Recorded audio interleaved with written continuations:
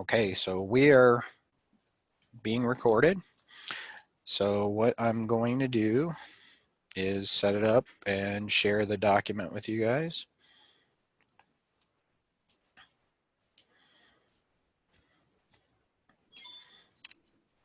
Okay, so we left off yesterday. We did number 5 or through number 5. Lou. Excuse me. Sorry, phone's ringing. All right. And today's goal is to help you sort of remember how to calculate cost of goods sold. And our second one is going to be describe the difference between periodic and perpetual inventory, and then be able to use FIFO, LIFO, weighted average, and specific identification for calculation of inventory cost. And really what we're looking for here is we're looking for cost of goods sold and ending inventory. All right. So if you could click on the thumbs up there if everything on your end is working well. If you look at the bar down on the bottom, there's a thing that says it's like a little emoji thing, and it'll have a thumbs up.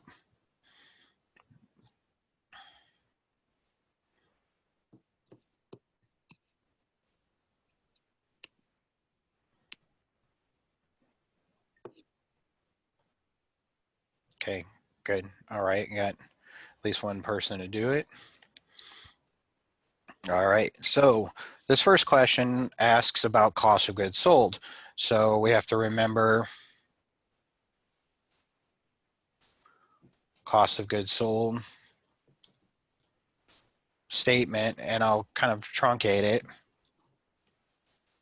Beginning balance, inventory or finished goods, plus purchases or cost of goods manufactured, less purchase returns,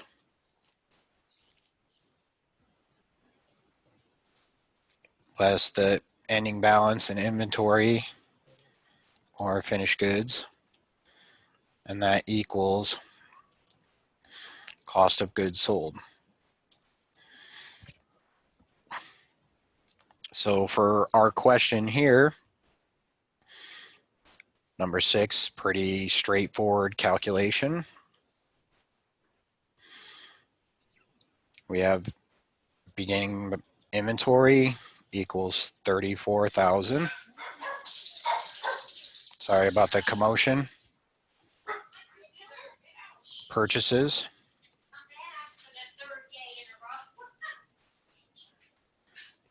Everybody say hi to mom. Hi, mom. And we're going to deduct out our purchase returns.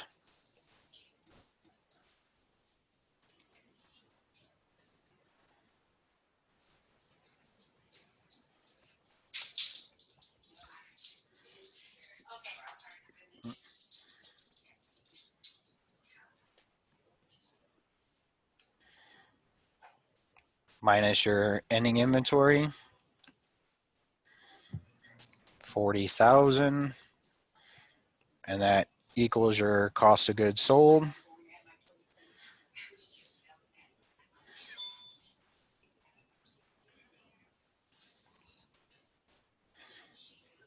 Okay. So it ends up coming out to 191,000. And what I'll do is I'll throw in the poll there and I'll launch it. And if you have a question, click yes. If you don't have a question, click no and type it in the chat. Don't worry about copying it all down, but I will scroll up so you can see it. Remember, I'm going to post this so that it's available to everybody after class.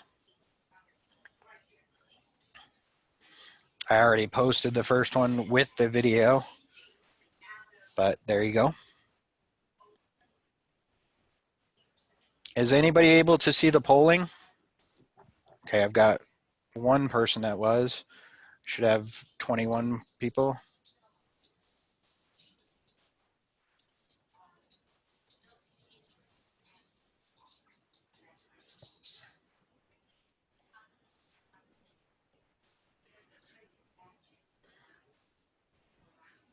So I have one person that can see it, and this is the problem I was having in last class.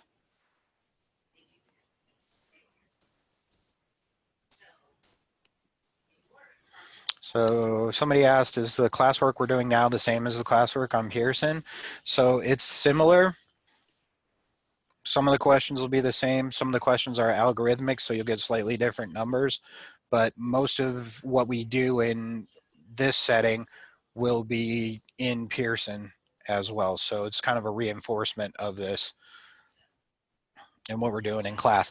We won't have all of these questions on there, and we won't do all of these that are in here.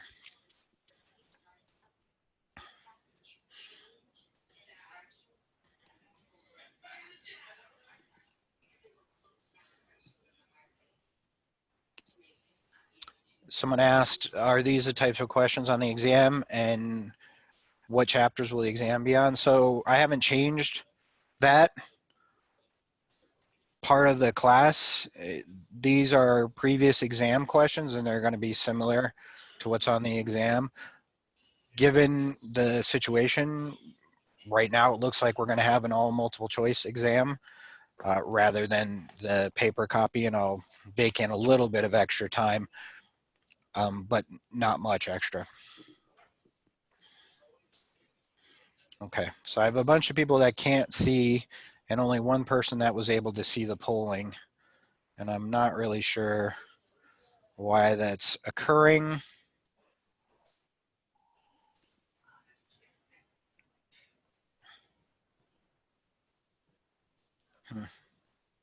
Exam is next Friday, somebody asked.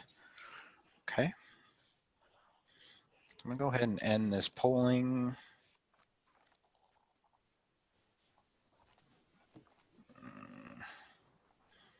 And I'm gonna get back to this in a second.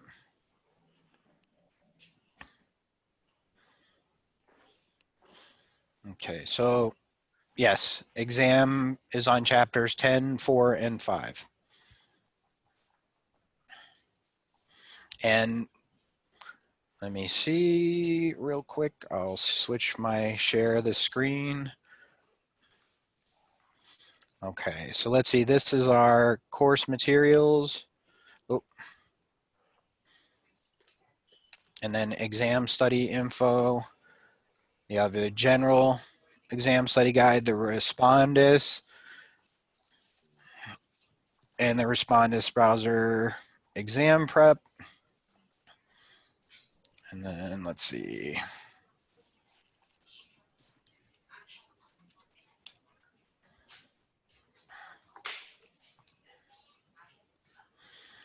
All right, so let's see. I'll get this uploaded as well.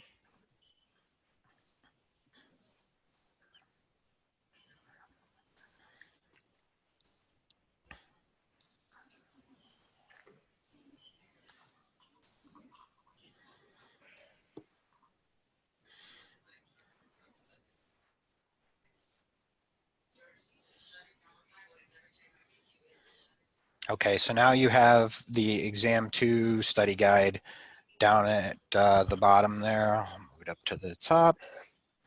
It's in the course materials.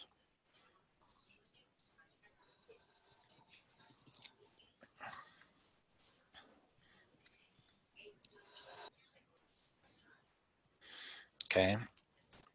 And then we'll jump back to our questions.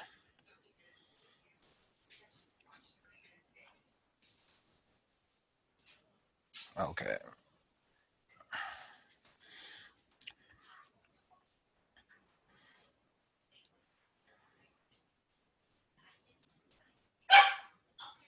Okay, so no questions on the material. We're going to move further. And we're going to talk about now is inventory tracking.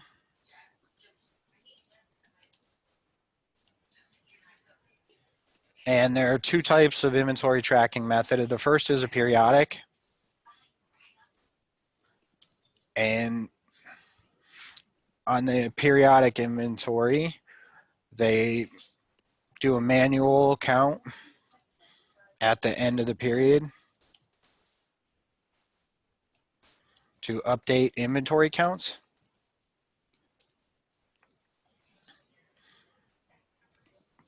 This allows them to back into cost of goods sold.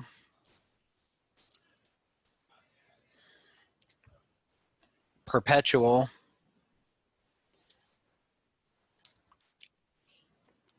is essentially tracking inventory as transactions occur. Excuse me 1 second.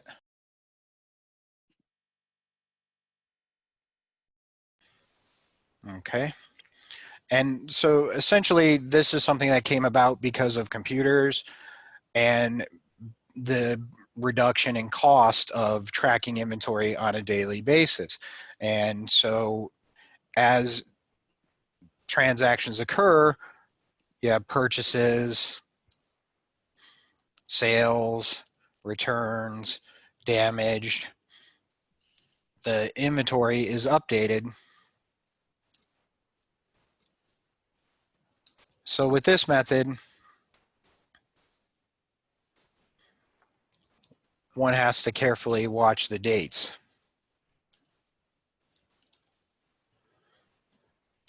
And it kind of adds another step in your calculations.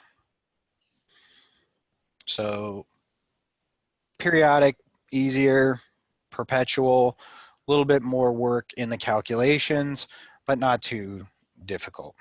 All right. So those are the two methods. And then what we have is ways to track inventory cost flows.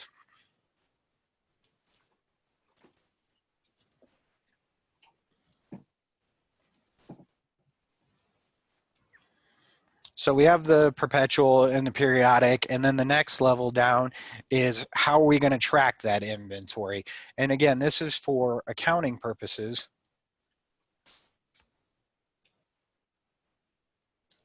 The actual flow of inventory may be different than the way it is accounted for.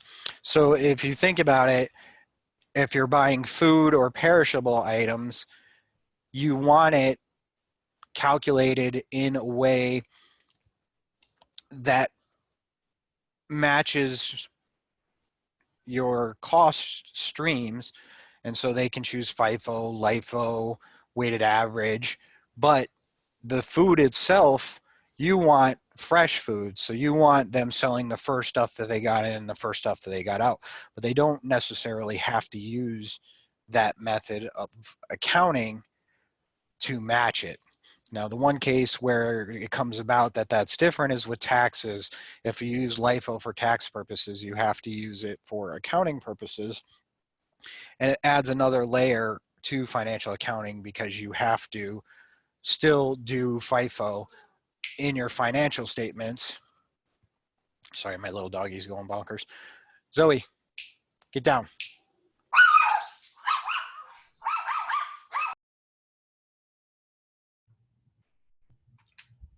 I love shooting these guys.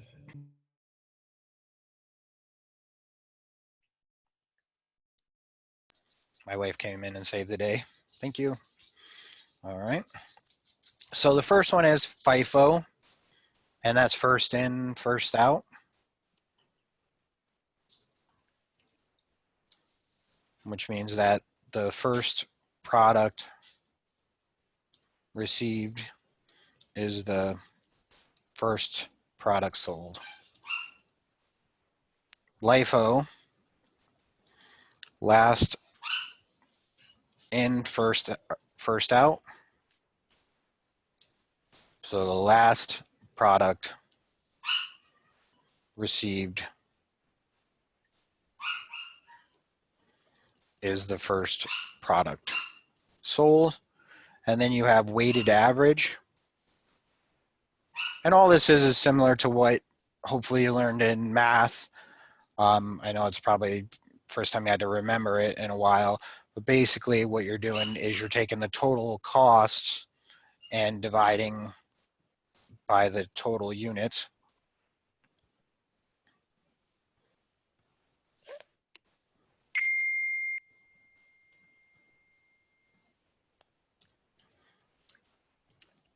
To get a weighted average. If you have any questions, type them in the chat or say something and I'll stop. And so usually you'll have to do this in batches if the costs aren't stated. Okay, and then the last one would be specific identification. And so this means the inventory is tracked by unit. So in the case like milk, you're not really worrying about a gallon of milk and tracking that one specific gallon. But in a case like cars, you probably want to track a specific one. Or if you're a jeweler and you've got a 2-carat diamond versus a 1-carat diamond, you want to track that specific one rather than some sort of average. All right, so I've got a question here. I'll read the question and then answer it. All right, I'll answer that at the end of class. All right.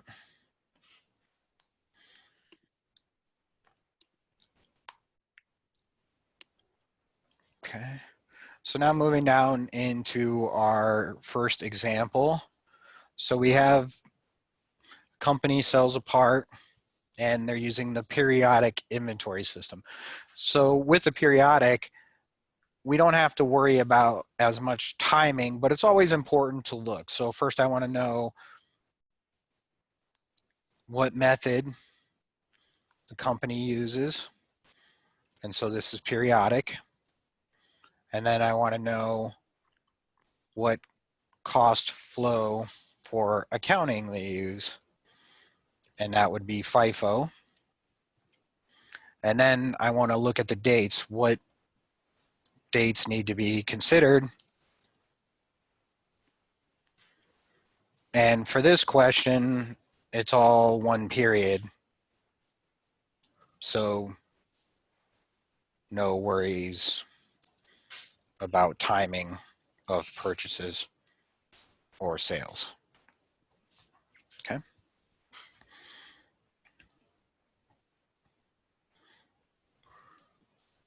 Just moved some windows around on my end.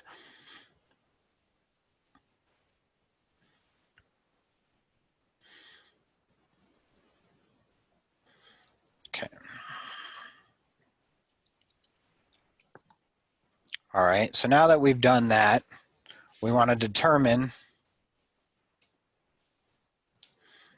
how many units were sold and how many remain in inventory. So typically we'd use the formula beginning balance plus purchases minus returns minus your ending balance equals how many were sold. Here, it's kind of given it to us. So essentially, that first part, 2,000, goodness, plus 8,000 equals 10,000, which is our units available for sale, minus our ending balance, which is 4,000. And so we sold 6,000 units. All right, this is where 4,000 units remain unsold.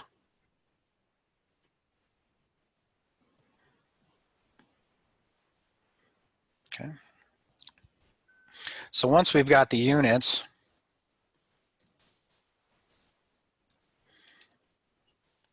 we have to determine which batches were sold.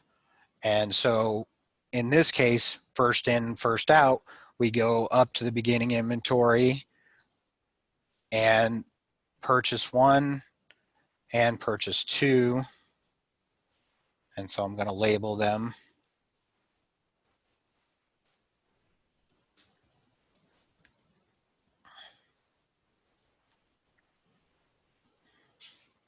And scroll down a bit.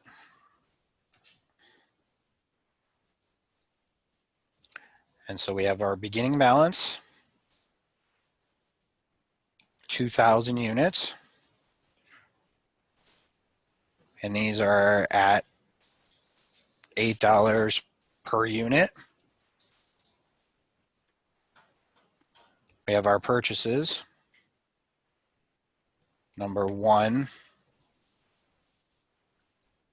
3,000 units at $8.20 per unit. Give me 1 second, I'll answer that question. So now our total is 5,000. Okay. So somebody asked where the 4,000 units, and that's this highlighted portion here. So it says in the 4,000 units remain unsold. Okay. So now the 2,000 plus 3,000 gives us 5,000, but we're trying to get to 6,000. So we have to take it from purchase 1, or excuse me, purchase 2, because we've taken all of the units in the beginning balance, and we need 1,000 units. And that was at 8.60 per unit. And so our total is 6,000. And so we have all the information that we need.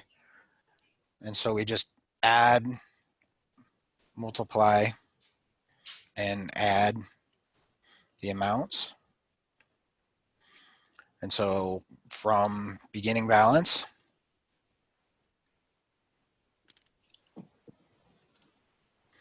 we have the 2,000 times 8.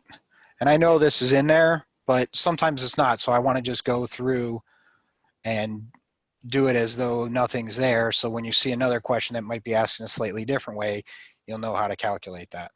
Okay, from purchase 1.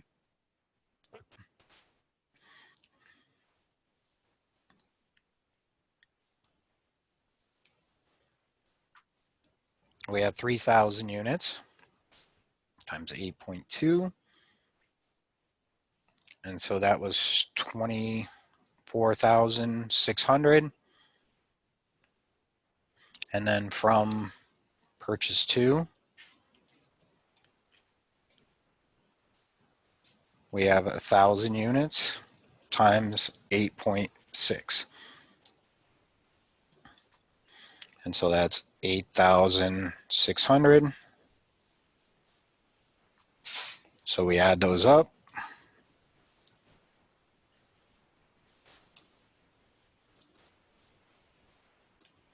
And that's 49,200. Okay, so I'm going to try the poll again, see if you can see it. You might have to click on your Zoom. Okay, much better results this time. That's good.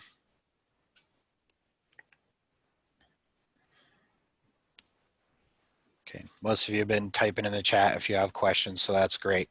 Okay, I'm going to go ahead and end that, and I'll pop it up if you have any other questions. Don't hesitate to ask. So now we've got our total cost of goods sold. So remember,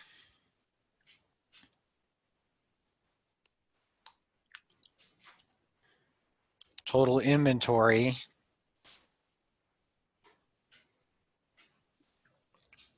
or cost of goods available for sale equals your cost of goods sold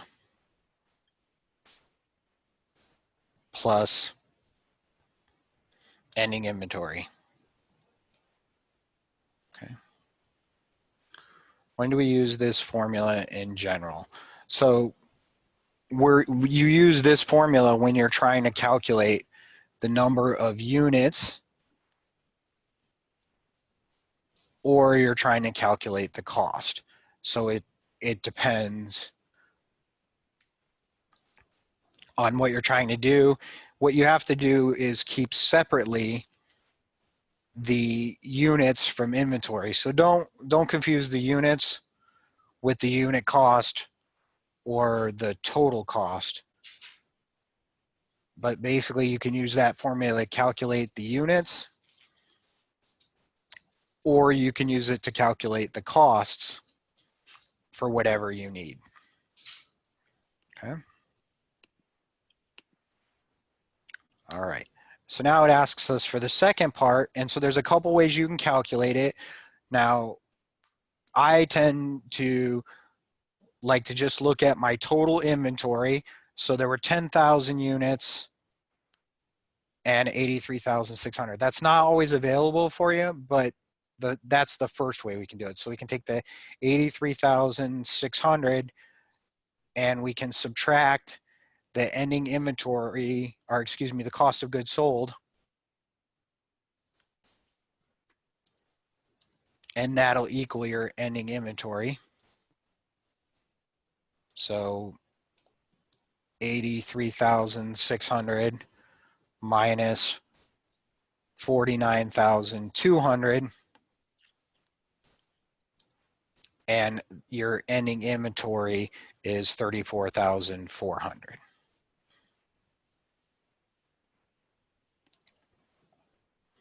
So for the first one, the answer is A. Now the other way you could have done it is that last batch from purchase 2 is the only thing that we have left over, and there's 4,000 units.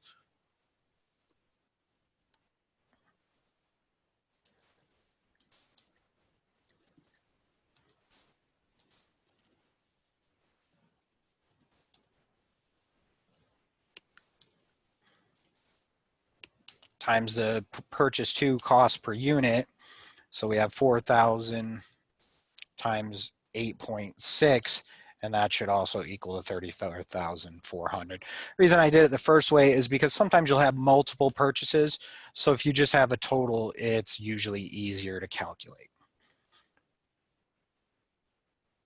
Okay. All right, so let's jump on and do a LIFO example.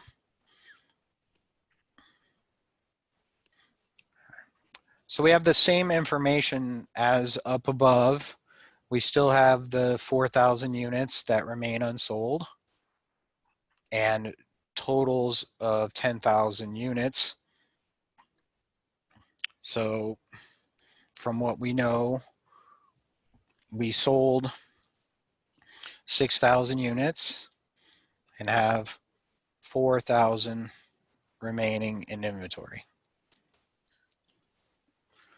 And we'll do the same thing. We'll label it again, purchase 1 and purchase 2. And now we're working our way last in, first out. So we're going to go purchase 2.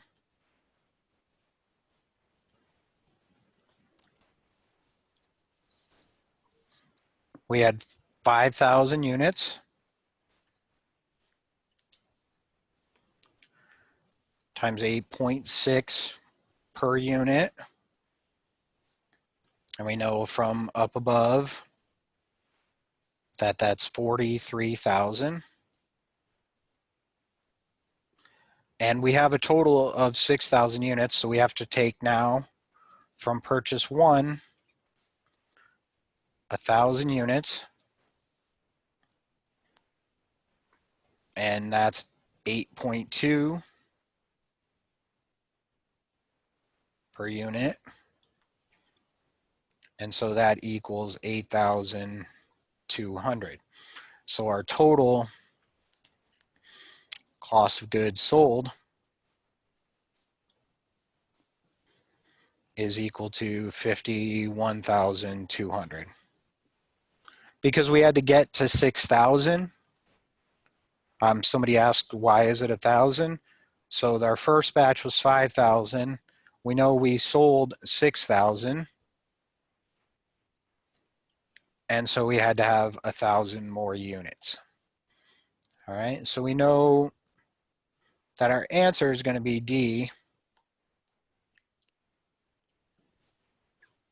because that's the only one with the cost of goods sold at 51,200. Just to confirm, total inventory 83,600 minus 51,200 equals 32,400.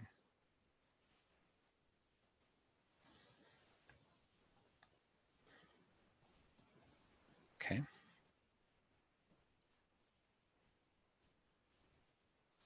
All right, now in question 1, or sorry, what was that, number 5 or 6? Number 7, hey. In question 7, cost of goods sold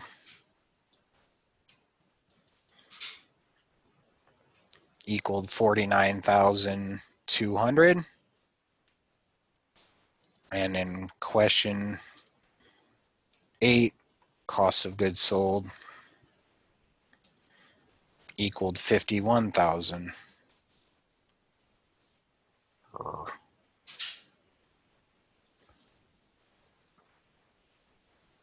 So we see a difference, and this is typical. Generally speaking, costs go up. So that brings us to, how do these affect the financial statements? Why might a company use one or the other? So in periods of rising inventory costs, FIFO gives a lower cost of goods sold and a higher gross profit than LIFO. And in periods of dropping inventory costs, this is reversed, and LIFO is greater than FIFO for cost of goods sold. And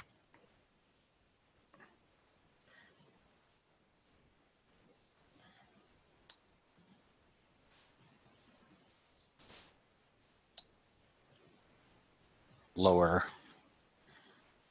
gross profit, not gross profit. Wait, I can't type. All right, so run the quick poll again. And it should launch for you guys. If anybody has any questions, click on the yes. If not, click no.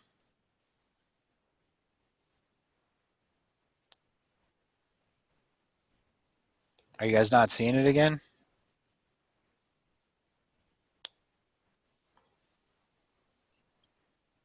Ugh. I don't know what's going on. It seems to work fine, and then all of a sudden it doesn't work. All right, let me try it again.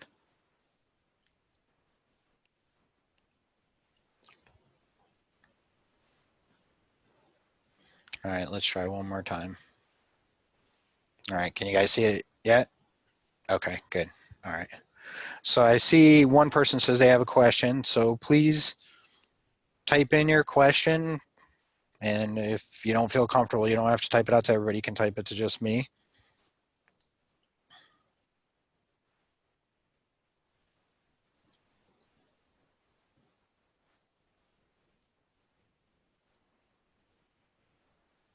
Okay.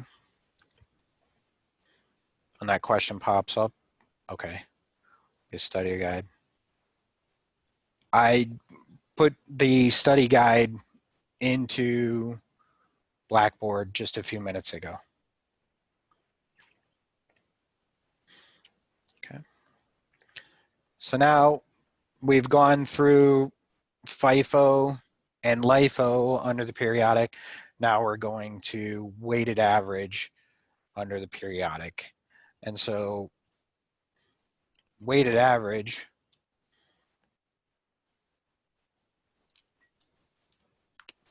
you can just take your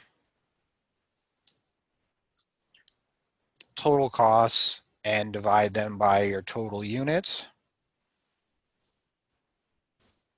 And so in this case, total costs equal 83,600 divided by our total units of 10,000. And so that gives us a cost of 8.36 per unit. And so remember that we sold we sold 8,000 and ending inventory is 2,000 units. And so that changes here, even though we're still using the same cost figures, for some reason they changed their numbers. Okay. So if we want to find our cost of goods sold, we multiply units sold times the weighted average cost per unit. And so this would be 8,000 times 8.36. And so that gives us 68,880. No, sorry, 66,880. All right, so here we know that is the only choice that we have. And so our ending inventory is equal to 83,600 minus 66,880. And so that's 16,720. Okay. All right, so those are our three calculations. Now remember, with specific identification, they're going to identify the units, and so you just have to pick up those costs, what's left and what's not. So the challenging ones, and if you're comfortable with math, you probably are familiar with the weighted average, so that's not too difficult. What you have to remember with the weighted average is that you have to watch the timing of the batches, and most of the time the numbers are not going to be spelled out exactly like this. These are questions from the exam, so some of the questions will resemble these, but you might have to make additional calculations. On the exam, I believe we're going to go all multiple choice. If not, it'll be just maybe a fill in the blank, but most of it's going to be multiple choice. Okay, so now let's see if I can get this poll to pop up. All right. All right, so now if there are any questions to this point,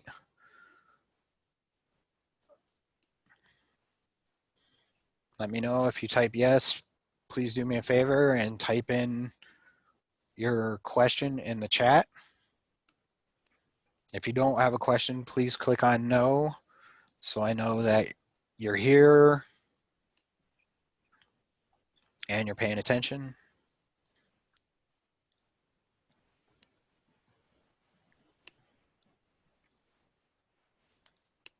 I have one person that says that they clicked on yes, but they haven't sent the question across, so I'll keep an eye out for it. All right.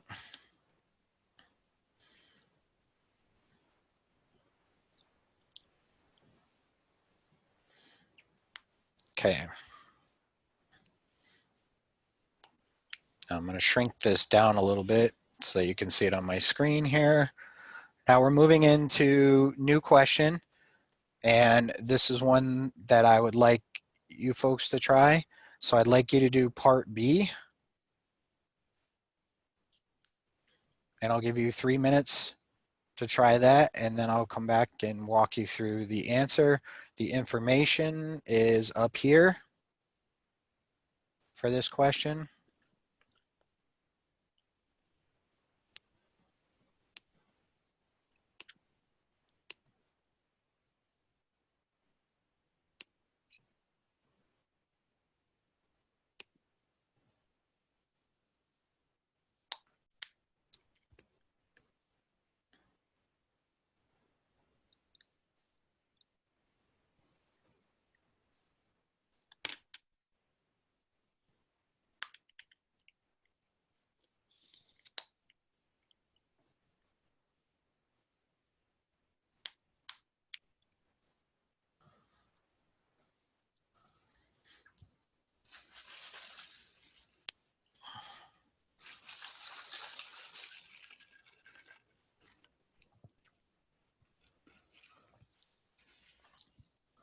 Someone asked earlier if these solutions are going to be posted prior to the classwork being due, and the answer is yes, but don't wait until the answers are posted. The questions are almost exactly the same as what we're doing here.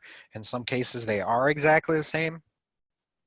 And you're not being tested on whether or not you get them right, just on whether or not you give a solid effort. So if I go in there and see you got a 75, but you answered all the questions, you're going to get full credit for the classwork. But I want to see that you're trying, not that you could just plug in the answers from the answer key.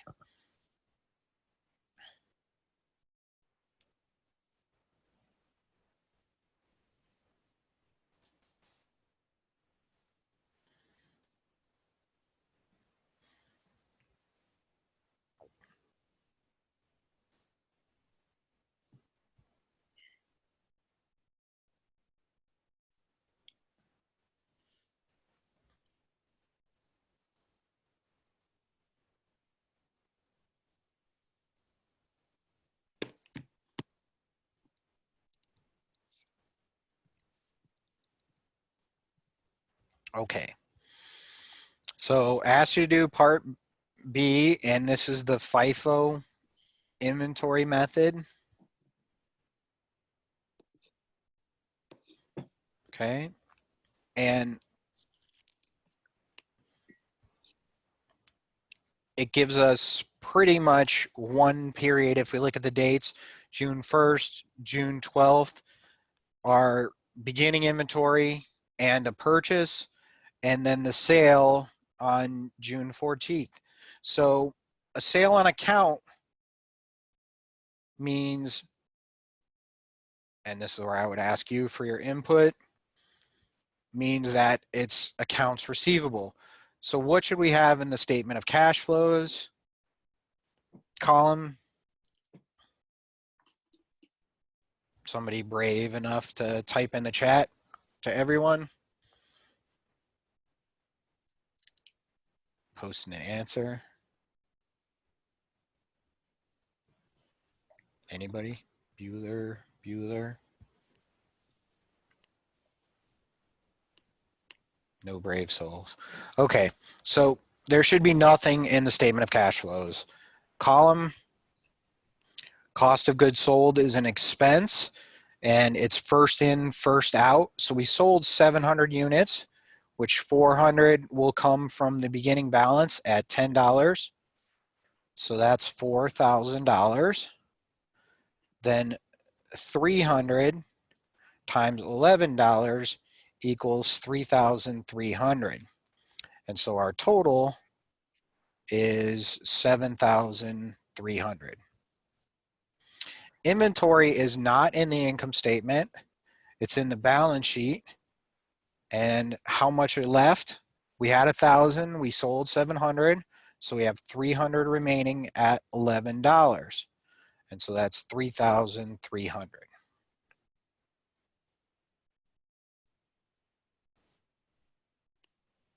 We had 1,000. So if you look at the yellow up here, somebody asked where the 300 came from. We sold 700, so we have 300 units remaining. Our sales, 700 times 15 equals 10,500. And our gross profit would be our sales minus our cost of goods sold. And so that's 10,500 minus 7,300.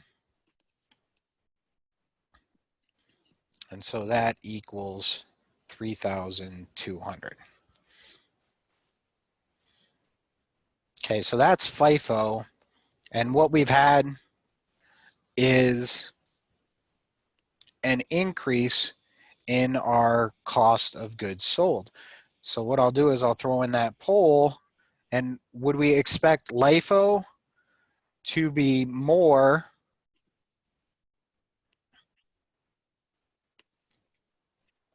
or would we expect LIFO to be less for the cost of goods sold?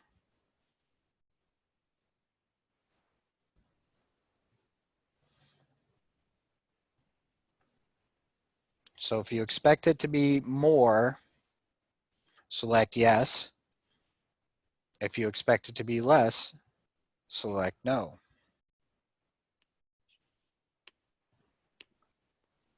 Okay. All right. Let's take a look.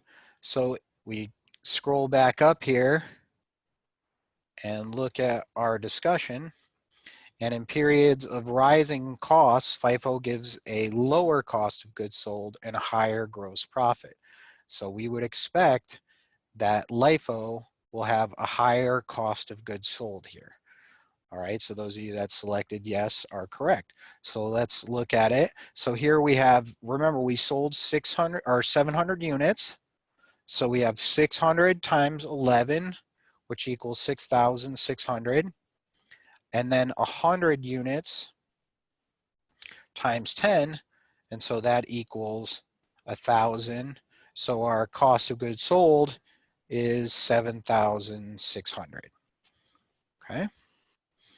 Now we still have the same 300 left over. We had 1,000, but now it's going to be times 10, and so we have 3,000. Notice that this went up, the cost of goods sold went up by 300, and the ending inventory went down by 300. Remember that they're always equaling out. My sales is 10,500. And my gross profit would be 10,500 minus 7,600, which equals 2,900. So it's 12:50. I appreciate you guys coming in, participating. If you have any questions, please let me know. If not, have a great weekend, and we'll wrap up the chapter hopefully on Monday. We'll do a test prep on Wednesday, and the exam will be on Friday. Have a great weekend. Be safe, socially distanced, and I'll see you on Monday. The only thing that was due up until this point for chapter 5 is the quiz. The other parts, the homework and the classwork, are due on Wednesday. The quiz was in Pearson, but if you didn't do it, the date passed. Remember, they're extra credit, so if you miss it, you just miss out on it. But the ones going forward will be posted in Pearson, and they'll be due the day we start the chapter. Thank you all so much for coming. If you have any questions, hang on. Ask some questions. Adam, you notice I'm hatless?